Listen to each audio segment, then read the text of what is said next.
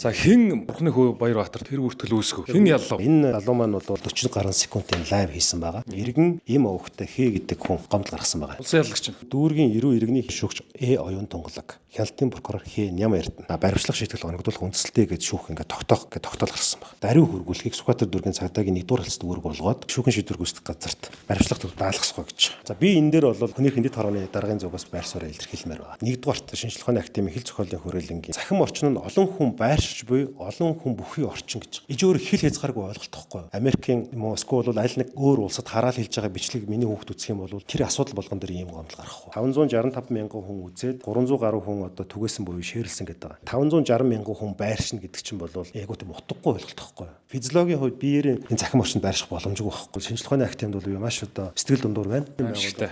Ийм алдаа гаргахгүй. Ичмэр. Олон нийтийн газар танхаарна гэж. Танхаарна гэдэг бол гим хор гэж байна уу? Гимт хэргийг одоо онлайн дагуу бол гимт хэргийн бүрэлдэхүүн хэсэг гэж байна. Объект, объектив, субъектив гэж.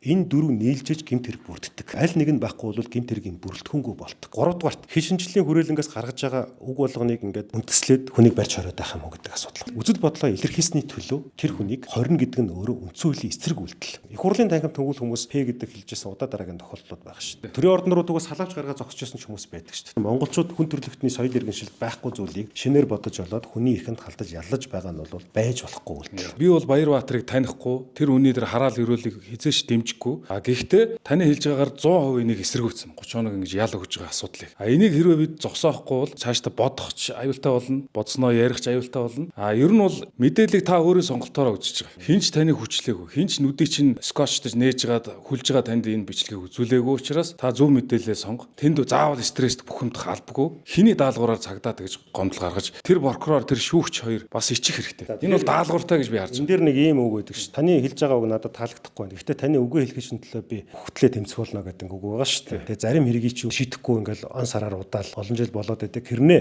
зарим хэргийг ямар хурдан шүүрч аваа шийддэг. Энэ бол миний бодлоор бол саяны жагсаал цуглаан зохион байгуулалттай холбоотой гарч байгаа зүйл гэж үзэж байгаа. Үнэрцгийн хэрэг бол сануулга сэтгүүлч нарын одоо тархийг бацгсан үйлдэл гэж харж байгаа. Энтэй адилхан бол энэ иргэдээ ингэж одоо үзэл бодлоо илэрхийлснийхэн төлөө айц гэдэг бол жишээ байхгүй. Оросын холбооны улсад дайн гэдэг үгийг хэлж болохгүй болсон тийм. За дайныг буруутгах ч гэдэг юм уу, ерөнхийлөгчийн эсрэг ч юм уу, ийм үгийг хэлж болохгүй болсон. За Хойд Солонгос, Хятад, Иран ийм орнуудын араас явдах юм биш үү? Хэрвээ хэлсэн үг нь үндэсний аюулгүй байдал занал хийсэн, нууцыг задруулсан, аль нэгэн хүний human dignity гэж хэлдэг эрхэмсэг оршихуйд ноцтойгоор аюул учруулах хэмжээтэй ч гэдэм үү. Аюулын зэрэглэл гэж нэг юм байна да. Энүүгээр бодоод энэ дээр бол ямар ч тодтой юм шийдэл ногдуулах хүнслэл байхгүй байгаа байхгүй. Тэр үзэл бодлын том шорон болж хөрж байгаа юм шиг. Үзэл бодлоо илэрхийлэх эрх гэдэг чинь анхдагч эрх шүү. Энийг хангаж чадсан нийгмээ хорих анги болгоно, хоригдол болгоно. Ингээд тархиа базуулсан, тархиа угаалгасан, PR-та живсэн, одоо асар их баялагтаа мөртлөөсөн, асар их ядуу хинч хариуцлага хүлээдэггүй ийм л нэгэн болно. За ингээд үзэл бодлын хоригдлууд улам олон болохгүй төлөө энэ асуултыг би асууж ирлээ. За баярлалаа танд. За амжилт хүсье та бүхэнд. За